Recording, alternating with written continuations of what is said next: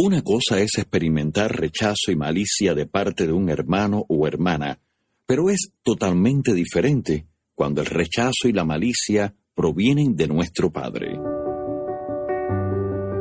La trampa de Satanás. Audiolibro de John Bevere. Su respuesta determinará su futuro. La trampa de Satanás.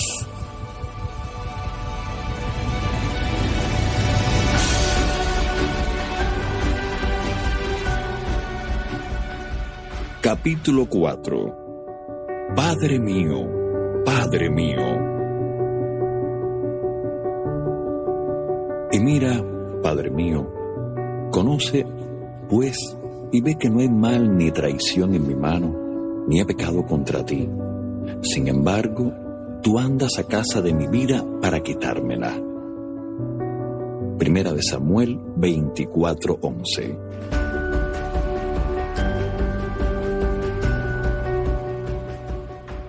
En el capítulo anterior vimos que los hermanos de José deseaban destruirlo. Vimos el dolor que él experimentó debido a esta traición. Quizá esté en una situación similar. Ha sido traicionado por aquellos que estaban más cerca de usted, personas de las que esperaba recibir aliento y amor. En este capítulo quisiera hablar de algo más doloroso aún que el ser traicionado por un hermano. Una cosa es experimentar rechazo y malicia de parte de un hermano o hermana, pero es totalmente diferente cuando el rechazo y la malicia provienen de nuestro Padre. Y cuando hablo de padres, no solo me refiero a los padres biológicos, sino a cualquier líder que Dios haya puesto por encima de nosotros. Esas personas que creímos que nos amarían, nos capacitarían, nos ayudarían a crecer y cuidarían de nosotros. Una relación de amor-odio. Para estudiar el ejemplo de un padre que traicionó a su hijo, estudiemos la relación entre el rey Saúl y David. Ver Primera de Samuel, del 16 al 31. Sus vidas se cruzaron aún antes de que ellos se conocieran, ya que Samuel, profeta de Dios, ungió a David como próximo rey de Israel. David sin duda se sintió tremendamente emocionado, pensando, este es el mismo hombre que ungió a Saúl. Verdaderamente seré rey. En el palacio, Saúl estaba siendo atormentado por un espíritu malo, ya que había desobedecido a Dios. Su único alivio consistía en que alguien tocara el arpa para él. Los siervos de Saúl comenzaron a buscar a un joven que pudiera ministrarle. Uno de los siervos sugirió el nombre de David, hijo de Isaí. El rey Saúl envió a buscarlo y le pidió que viniera al palacio y le ministrara. David debe haber pensado, Dios ya está cumpliendo lo que prometió a través del profeta. Seguramente me ganaré el favor del rey. Esta será mi oportunidad de comenzar a relacionarme. Pasó el tiempo y el padre de David le pidió que les llevara provisiones a sus hermanos mayores que estaban luchando contra los filisteos. Al llegar a la línea de fuego, David vio a Goliat, el gigante de los filisteos, burlándose del ejército de Dios, y se enteró de que esta situación se había prolongado ya durante 40 días. También supo que el rey había ofrecido la mano de su hija en matrimonio al hombre que venciera a este gigante. David fue ante el rey y solicitó permiso para luchar. Mató a Goliat y ganó a la hija de Saúl. Para entonces se había ganado también el favor del rey y fue llevado al palacio a vivir con él. Jonatán, el hijo mayor de Saúl, hizo un pacto de amistad eterna con David. En todo lo que Saúl le mandaba hacer a David, la mano de Dios estaba sobre él y prosperaba. El rey ordenó que David comiera a la mesa junto con sus propios hijos. David estaba fascinado. Vivía en el palacio, comía a la mesa del rey, estaba casado con su hija, era amigo del príncipe Jonatán y tenía éxito en todas sus campañas. Hasta se estaba ganando el favor del pueblo. Podía ver cómo la profecía se desarrollaba delante de sus propios ojos. Saúl favorecía a David por sobre todos sus demás sirvientes. Se había convertido en un padre para él. David estaba seguro de que Saúl lo prepararía y un día, con grandes honores, lo instalaría en el trono. David se gozaba por la fidelidad y la bondad de Dios. Sin embargo, un día todo cambió. Mientras Saúl y David regresaban de la batalla juntos, las mujeres de las ciudades de Israel salieron a recibirlos danzando y cantando. Saúl hirió a sus 1000 y David a sus 10,000. Esto enfureció a Saúl, y a partir de ese día odió a David. 2 veces, mientras David tocaba el arpa para él, Saúl intentó matarlo. La Biblia dice que Saúl odiaba a David porque sabía que Dios estaba con el joven, no con él. David se vio obligado a huir para proteger su vida. No tenía lugar a donde ir, por lo cual escapó al desierto. ¿Qué está sucediendo?, se preguntaba David. La promesa estaba cumpliéndose y ahora se ha destruido. El hombre que me protegía trata de matarme. ¿Qué puedo hacer? Saúl es el siervo ungido de Dios. Si él está en mi contra, ¿qué oportunidad tendré? Él es el rey, el hombre de Dios, sobre la nación de Dios. ¿Por qué Dios permite esto? Saúl persiguió a David de desierto en desierto, de cueva en cueva, acompañado por 3,000 de los mejores guerreros de Israel. Tenían un solo propósito: destruir a David. En ese momento, la promesa era solamente una sombra. David ya no vivía en el palacio ni comía a la mesa del rey. Vivía en húmedas cuevas y comía las sobras que dejaban las bestias del desierto. Ya no cabalgaba a la derecha del rey, sino que era perseguido por los hombres que alguna vez lucharon a su lado. No tenía una cama caliente, ni siervos que lo atendieran, ni recibía los cumplidos de la corte. Su esposa había sido entregada a otro.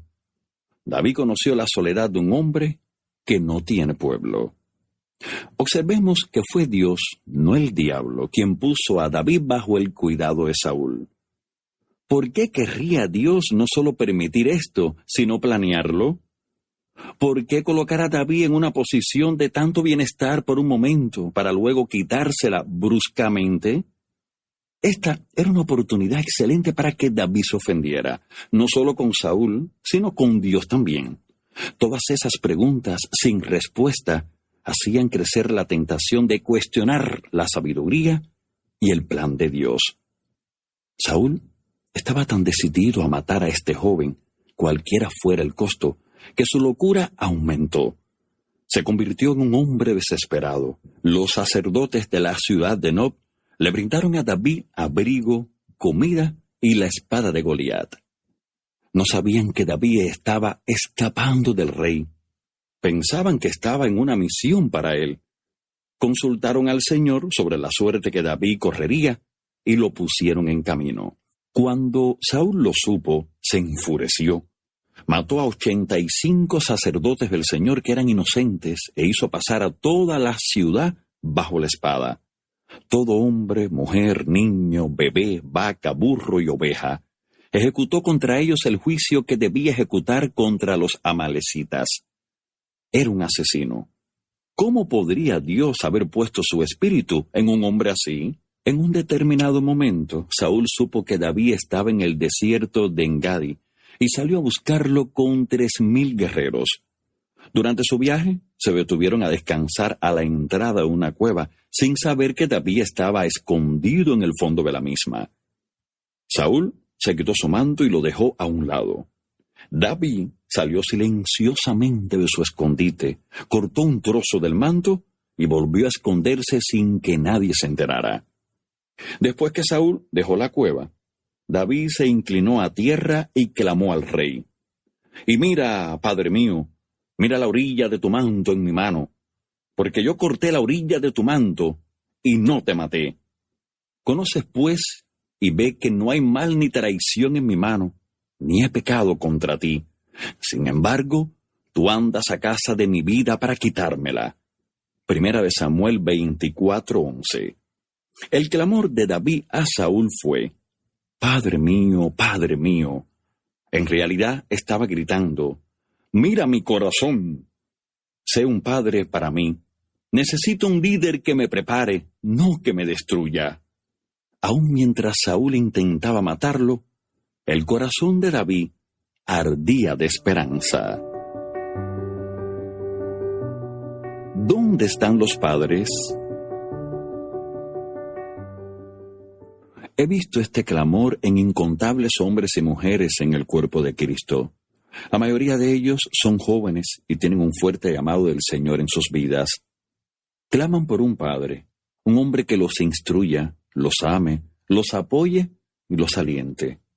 Es por ello que Dios dijo que Él haría volver el corazón de los padres, líderes, hacia los hijos, miembros del pueblo, y el corazón de los hijos hacia los padres, no sea que yo venga y hiera la tierra con maldición. Malaquías 4:6. Nuestra nación perdió a sus padres, progenitores, líderes o ministros en las décadas de los 40 y 50, y hoy la situación está empeorando. De forma muy similar a Saúl, muchos líderes en nuestros hogares, corporaciones e iglesias están más preocupados por sus metas personales que por sus hijos. Debido a esta actitud, estos líderes consideran al pueblo de Dios como recursos que sirven para su visión, en lugar de considerar a la visión como el vehículo para servir al pueblo. El éxito de la visión justifica el costo de vidas heridas y personas destrozadas. Se comprometen la justicia, la misericordia y la integridad para servir al éxito. Las decisiones se toman basándose en el dinero, los números y los resultados. Esto abre las puertas para que las personas sean tratadas como lo fue David. Después de todo, Saúl tenía un reino que proteger. Este tipo de tratamiento es aceptable según la mentalidad de los líderes, debido a que ellos están buscando la extensión del Evangelio. ¿Cuántos líderes han sacado del medio a los hombres que tenían bajo su autoridad por sospechar de ellos? ¿Y por qué sospechan? Porque ellos mismos no están sirviendo a Dios, están sirviendo a una visión. Como Saúl, están inseguros de su llamado, y eso hace crecer el orgullo y los celos. Reconocen las cualidades de las personas que saben que agradan a Dios y están dispuestos a utilizarlas siempre y cuando los beneficien a ellos. Saúl disfrutó de los éxitos de David hasta que comenzó a verlo como una amenaza para él. Entonces le quitó su lugar y buscó una razón para destruirlo. He hablado con una innumerable cantidad de jóvenes hombres y mujeres que clamaban por tener a alguien que los controlara en su progreso. Deseaban someterse a un líder que los disciplinara. Se sentían aislados y solos. Estaban buscando a alguien que fuera un padre espiritual para ellos. Sin embargo, Dios permitía que sufrieran rechazo porque deseaba hacer en ellos lo que había hecho en David. Escuchemos con cuidado lo que el Espíritu está diciendo. A David le preocupaba que Saúl creyera que él era rebelde y malvado. Con seguridad examinó su corazón, diciendo: ¿en qué me he equivocado? ¿Por qué se volvió contra mí el corazón de Saúl tan repentinamente? Por eso exclamó: me dijeron que te asesinara, pero respondí que no. Solo corté el borde de tu manto para que supieras y vieras que no hay mal ni traición en mi mano. Ver 1 Samuel 24:11. David pensaba que si lograba probarle a Saúl que lo amaba, volvería a gozar de su favor y la profecía se cumpliría. Las personas que han sido rechazadas por un padre o un líder tienden a culparse por todo. Están aprisionadas por pensamientos que las atormentan. ¿Qué hice? Y había impureza en mi corazón. Algunas veces se preguntan: ¿quién hizo que el corazón de mi líder se volviera en mi contra? Constantemente intentan probar su inocencia ante sus líderes. Creen que si pueden demostrar su lealtad y su valor, serán aceptadas. Lamentablemente, mientras más lo intentan, más son rechazadas. ¿quién me vengará? Saúl reconoció la nobleza de David cuando vio que pudo matarlo con facilidad y no lo hizo. Por eso, él y sus hombres se retiraron. David debe haber pensado, ahora el rey me restaurará. Ahora la profecía se cumplirá. Seguramente él ha visto mi corazón y me tratará mejor de ahora en adelante. No te apresures, David. Poco tiempo después, algunos hombres le informaron a Saúl que David estaba en el collado de Aquila. Saúl salió tras él de nuevo con 3,000 hombres. Estoy seguro de que David se sintió destrozado al saberlo. Comprendió que no era un malentendido, sino que Saúl estaba decidido a quitarle la vida, intencionalmente y sin haber sido provocado. ¿Cuán rechazado debe haberse sentido David? Saúl sabía lo que había en su corazón, pero aún así marchaba contra él. David, junto con Abisai, se infiltró en el campamento de Saúl. Ningún guardia los vio porque Dios los había hecho caer en un profundo sueño. Estos 2 hombres atravesaron todo el ejército hasta el lugar donde Saúl estaba durmiendo.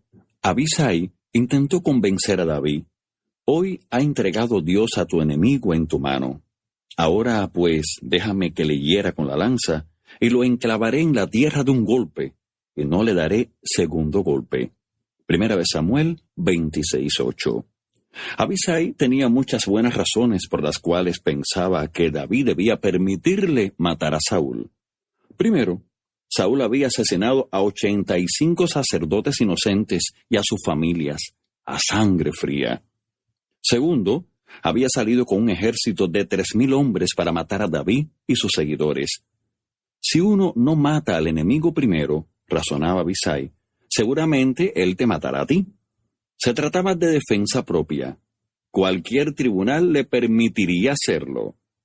Tercero, Dios mismo, por medio de Samuel, había ungido a David como próximo rey de Israel.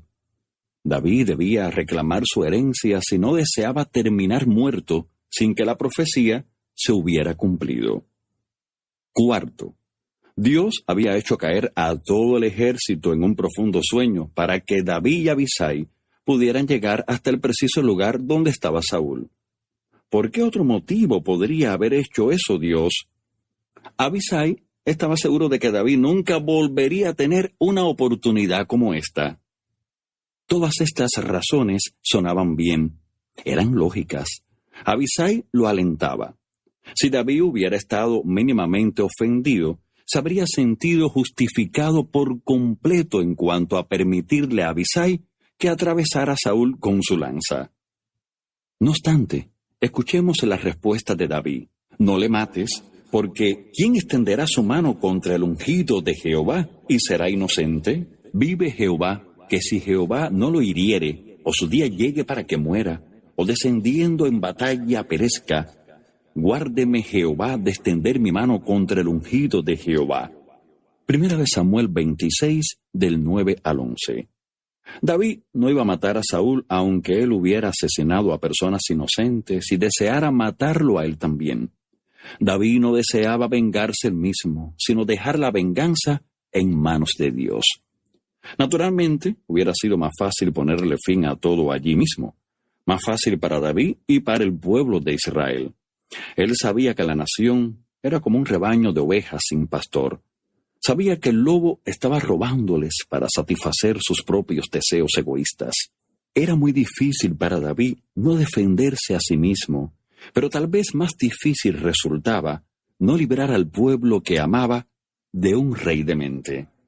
David tomó esta decisión aún sabiendo que el único consuelo de Saúl era pensar en destruirlo. David había probado la pureza de su corazón cuando le perdonó la vida a Saúl por primera vez. Sin embargo, aun cuando tuvo una segunda oportunidad de matarlo, no quiso tocarlo. Saúl había sido ungido por el Señor, y David lo dejaba para que fuera juzgado por Dios. ¿Cuántas personas tienen un corazón como el de David en la actualidad? Ya no nos matamos con espadas materiales, sino que nos destrozamos con una espada de otra clase, la lengua. La muerte y la vida están en poder de la lengua. Proverbios 18:21. Las iglesias se dividen, las familias se separan, los matrimonios se destrozan y el amor muere, aplastado por una carnicería de palabras lanzadas en medio del dolor y la frustración. Ofendidos por los hermanos, amigos y líderes, apuntamos con palabras afiladas por la amargura y el enojo. Aunque la información sea cierta y exacta, los motivos son impuros. Proverbios 6 del 16 al 19 dice que sembrar discordia o separación entre hermanos es abominación al Señor. Cuando repetimos algo con la intención de separar a las personas o dañar una relación o una reputación, aunque lo que decimos sea cierto, cometemos una afrenta contra Dios. ¿Está Dios usándome para revelar los pecados de mi líder? Durante 7 años serví a tiempo completo ayudando y pastoreando a los jóvenes antes de que Dios nos entregara a mi esposa y a mí el ministerio que ahora tenemos. Cuando era pastor de jóvenes, había un hombre al que no le caía bien y no le agradaba lo que predicaba. Normalmente eso no me molestaría, pero este hombre estaba en una posición de autoridad con respecto a mí. Yo creía que Dios me había indicado que les diera una palabra muy firme a los jóvenes con respecto a la pureza y la valentía. Y el hijo de este hombre estaba en mi grupo. Una gran convicción crecía en el corazón de este joven que un día vino a vernos llorando. Estaba perturbado porque sentía que el estilo de vida que veía en su hogar no reflejaba la conducta que yo desafiaba a él y otros jóvenes a seguir. Al parecer, este incidente y otros conflictos por asuntos de personalidad hicieron que su padre se decidiera a liberarse de mí. Comenzó por ir a ver al pastor principal para motivarlo a enojarse conmigo con falsas acusaciones. Luego venía y me decía que el pastor estaba en mi contra, pero que él me defendía.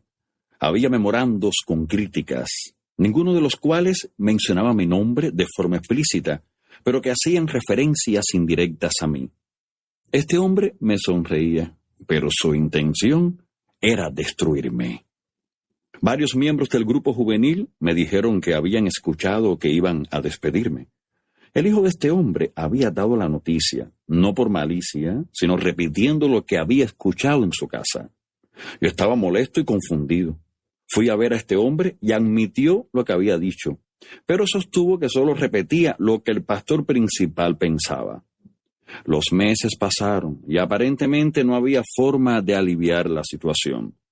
Él había cortado todo contacto entre mi pastor principal y yo. Esto no solo me sucedía a mí, sino a todos los pastores que no gozaban de su favor. Mi familia estaba constantemente bajo presión, sin saber si permaneceríamos en la iglesia o nos despedirían. Habíamos comprado una casa, mi esposa estaba embarazada y no teníamos a dónde ir. No deseaba comenzar a enviar mi currículum vitae para buscar trabajo. Creía que Dios me había traído a esa iglesia y no tenía un plan alternativo. Mi esposa estaba hecha un manojo de nervios. Querido, sé que van a despedirte. Todos me lo dicen. Ellos no me contrataron y no pueden despedirme sin autorización de Dios, le dije. Ella pensó que estaba negando las circunstancias y me rogó que renunciara. Finalmente llegó la noticia de que había sido tomada la decisión de despedirme. El pastor principal anunció que en el grupo juvenil habría algunos cambios. Yo aún no había hablado con él sobre el conflicto que sostenía con el líder que había puesto sobre mí. Me reuniría con él y este hombre al día siguiente. Dios me había indicado de forma muy específica que no me defendiera. Cuando me reuní con mi pastor al día siguiente, me sorprendió encontrarlo solo en su oficina. Él me miró y dijo: John, Dios te envió a esta iglesia. No dejaré que te vayas. Eso me alivió. Dios me había protegido a último momento. ¿Por qué está tan molesto contigo este hombre?, me preguntó. Por favor, ve y arregla las cosas con él. Poco después de esa reunión, recibí una prueba por escrito de una decisión que este líder había tomado con relación a mi área de responsabilidad. Esta nota mostraba cuáles eran sus verdaderos motivos. Estuve a punto de llevarla para que la viera el pastor principal. Ese día anduve de un lado para otro caminando y oré durante 45 minutos tratando de librarme de la incomodidad que sentía. Repetía: Señor, este hombre ha sido deshonesto y malvado. Debe saberse lo que hizo. Es un factor destructor para este ministerio. Debo decirle al pastor cómo es él en realidad. Continué justificando mi intención de ponerlo en evidencia. Solamente estoy informando sobre hechos documentados, nada emocional. Si no lo detenemos, su maldad se extenderá a toda la iglesia. Finalmente, frustrado, exploté. Dios, tú no deseas que lo ponga al descubierto, ¿verdad? Cuando pronuncié estas palabras, la paz de Dios inundó mi corazón. Sacudí la cabeza sorprendido. Sabía que Dios no deseaba que hiciera nada, así que arrojé la evidencia al cesto. Luego, cuando pude mirar la escena con mayor objetividad, comprendí que había deseado más vengarme por lo que este hombre me había hecho que proteger el ministerio. Había tratado de convencerme a mí mismo con mis razonamientos de que mis motivos eran desinteresados. La información con que contaba era verdadera, pero mis motivos no eran puros. El tiempo pasó y un día, mientras me encontraba orando fuera de la iglesia antes del horario de oficina, ese hombre llegó y estacionó su auto. Dios me indicó que fuera hacia él y me humillara. De inmediato me puse a la defensiva. No, Señor, es Él el que tiene que venir a mí. Él es quien causa todos los problemas. Continué orando, pero de nuevo Dios insistió en que fuera a verlo con una actitud de humildad. Yo sabía que era Dios el que me hablaba. Llamé a este hombre desde mi oficina y luego fui a la suya. Pero lo que dije y la forma en que lo dije fue muy diferente de lo que habría dicho si Dios no me hubiera hablado primero a mí. Con toda sinceridad, le pedí perdón. Te he criticado y juzgado, le confesé. Él bajó la guardia de inmediato y hablamos durante 1 hora. A partir de ese día, dejó de atacarme, aunque continuaba teniendo problemas con otros pastores.